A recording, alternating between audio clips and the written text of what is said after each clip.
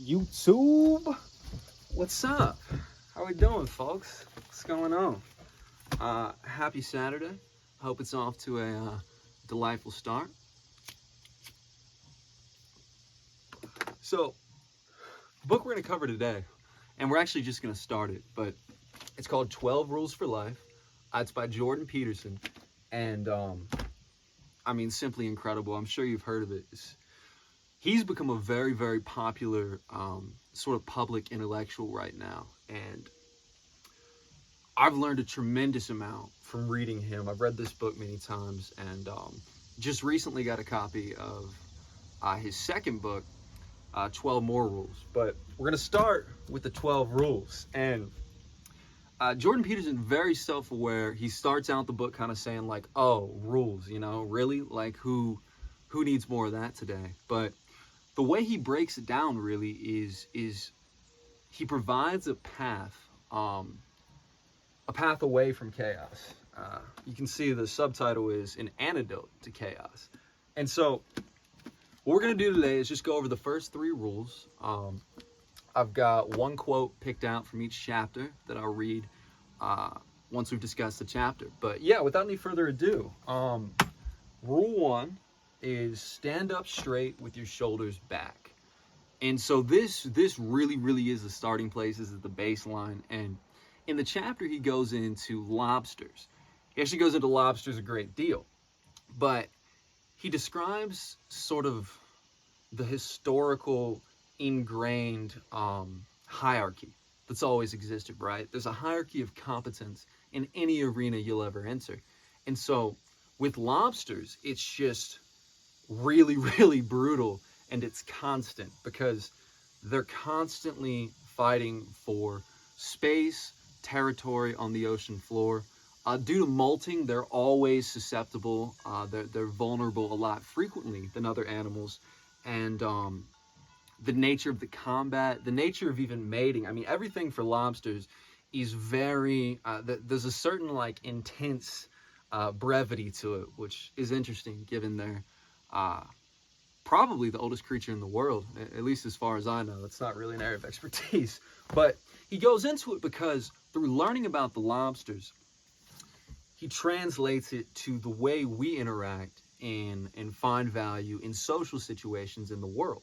And so what happens to a lobster when he loses, a territory dispute, or, when he comes away from anything, clearly not the winner, there is immediately a very detectable change in both the way the lobster carries himself and the whole demeanor chemically. Like, it all changes. And as Jordan Peterson says, in one of the most compelling cases for evolution ever, Prozac works on lobsters. And so we can learn from them, and we can understand the dynamic that makes for, say, a successful lobster in that situation. And so that's why the first rule is to stand up straight with your shoulders back. As human beings, upright walking, the most vulnerable part of our body is always exposed. And so, I mean, that is a starting place, really differentiates us from sort of the rest of mammalia or the other species we might be considering. But the point he's trying to make is, if you engage with life in a way where you are standing up straight, your shoulders are back, you are paying attention, well, then you're formidable. And then you're going to be able to approach the different situations in your life not as a victim, okay? But it all has to start there. And he talks about how the lobsters, it becomes definite, it becomes ingrained that once you've been defeated, or once you're, say, a second-rate lobster, you don't have the top choices for food or real estates or mates, none of it. They kind of just, it's like the Matthew principle, right? To he who has everything, more shall be given. To he who has nothing, more shall be taken. Which is a very harsh concept, but the meaning of it is you get back what you put out. And the great thing about being a human, I would say there's a lot of great things about being a human, as opposed to a lobster. But among them, we have the mental capacity, we have the frontal lobe to reorient ourselves, to understand these things and then approach these situations differently.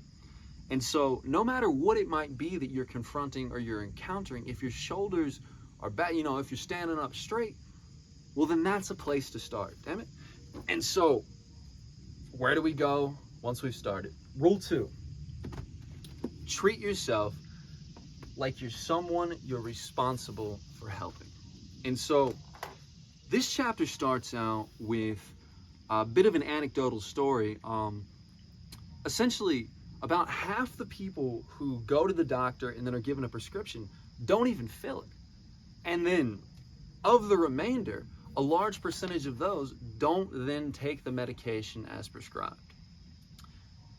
Now, contrast this to, say, when you take your pet to the vet and they're prescribed some medication. There is, like, I believe it's somewhere in the areas of like 90 to 95%, like the pet's gonna get its meds. You're gonna make sure that that animal is taken care of. And so, why don't we do the same for us?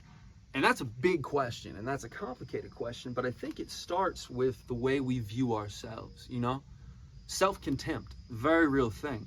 And so, when you're engaging with life and you don't care about yourself and you're, like, however it is you might go about your day, whatever it is you're doing, if you're not treating yourself as though you're someone responsible for helping, you're on borrowed time. I mean, there's no way that you're going to be able to sustain something that isn't coming from a place of genuine self-worth, you know, where there's something real behind it. And so treat yourself like you're someone responsible for helping. I want to hop in chapter 2 real quick and read the quote from this, okay? And so stick with me here. It's about a paragraph, but really, really pay attention, all right?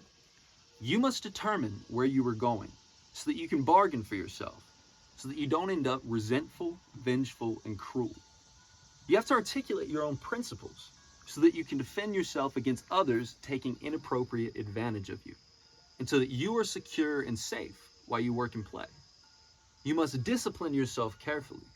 You must keep the promises you make to yourself and reward yourself so that you can trust and motivate yourself. You need to determine how to act towards yourself so that you are most likely to become and stay a good person. It would be good to make the world a better place. Heaven, after all, will not arrive of its own accord. We will have to work to bring it about and strengthen ourselves so that we can withstand the deadly angels and flaming sword of judgment that God uses to bar its entrance. So, there's a whopper of a quote. And something I love about Peterson is how he almost views the Bible, I would say, as a textbook. And so he's constantly referencing the biblical text, but in a way where it's not dogmatic, and he's not trying to convert anybody. What he's doing is he's just saying, look, here's the roadmap. I mean, the Bible truly is the ultimate textbook. And so what he's talking about here, heaven on earth, the Garden of Eden, all these things. If you remember in Genesis 1,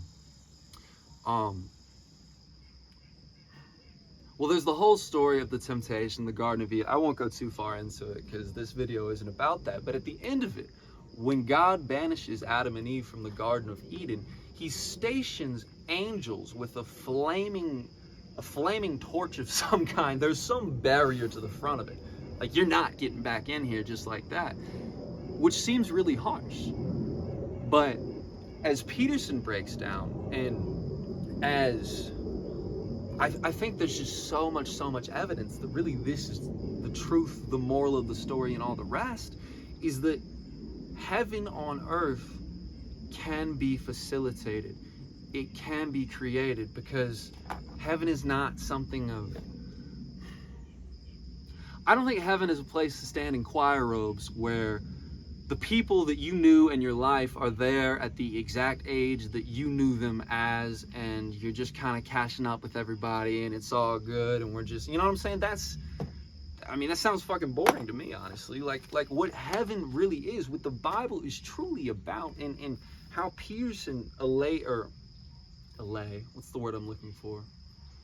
I can't really think of it. We'll say transmutes it into today, into your life, into standing up straight with your shoulders back, and then treating yourself like you are someone you are responsible for helping. Because when you do those things, even when you don't feel like it, and at this point, I want to share actually a friend of mine who I was fortunate enough to be in some classes with. She was actually the one teaching the classes, and she had this whole this class she did. It was on body neutrality, right? And so the idea was, if you're struggling with body dysmorphia, say, or binge eating, or not eating, or like whatever it might be, let's just come at it with neutrality. Okay, so what's the difference with this? Again, I'm going to apply this directly to rule 2 here in a second. The difference is, a lot of people will come at you when you're struggling with these things and say, oh, but you're beautiful. Or like, oh, but like you're perfect the way you are. And you don't, and all of that stuff sounds so hollow and empty because it is. However, something like body neutrality, where you simply look at yourself for what you are. You don't say, I love this. You don't say, I hate this. It just is. That is a place to start. And the key for me that really unlocked a whole new world of potential was when I realized that I don't have to feel like it in order to do things that are good, particularly for myself. And so when I have those days where I wake up and it's like, oh man, I don't feel, I don't want to do shit, man. I'm looking in the mirror, clinical depression, all that other shit, that's piling up. It's like, you know what?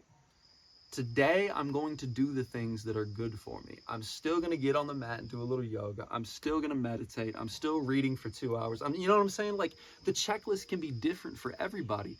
But in order to become more than what we are, and then in order to go out into the world and create something that is truly beautiful and truly meaningful, because, oh man.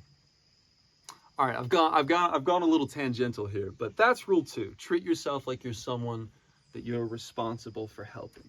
And now rule 3. This will be the last one we do for today. And this is a little bit of, it's kind of your first initial pivot in towards, like, the first 2 are just about looking at yourself. Rule 3 is make friends with people who want the best for you. And so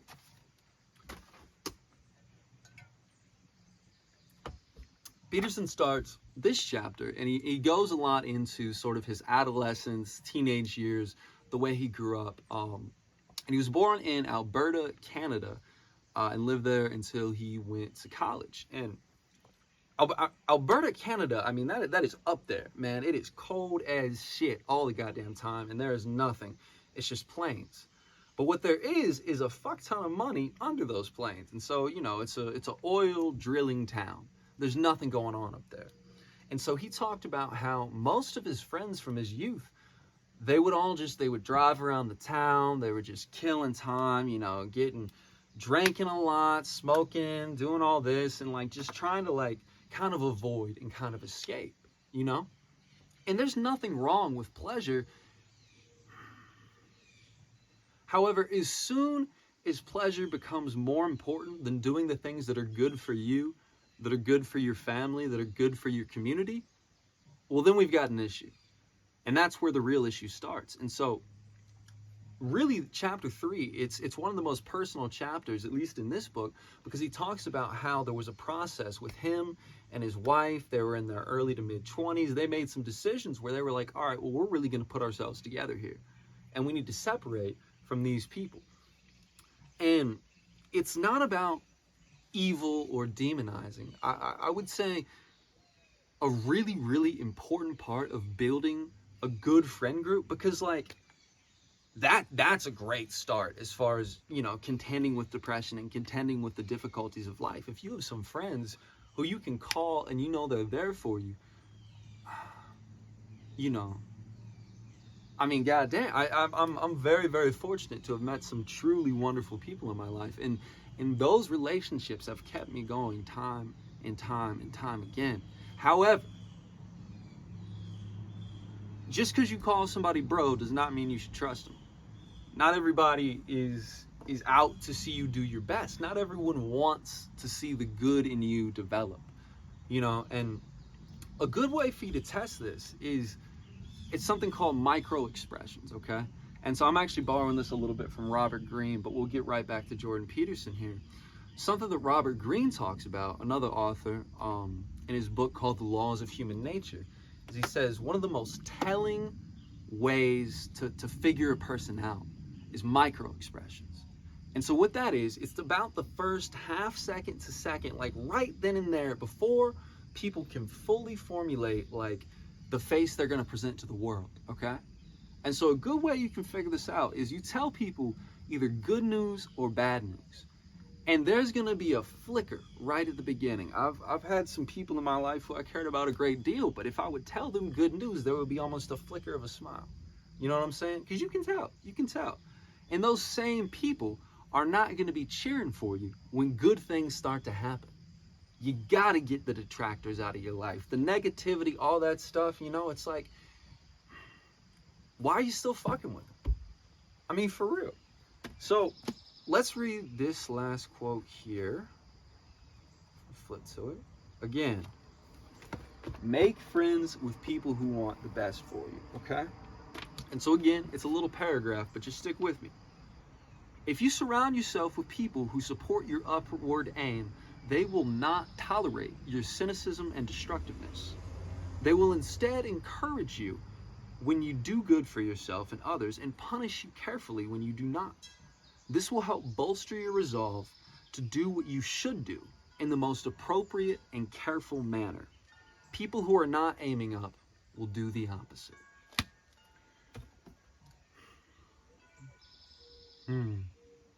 It's powerful.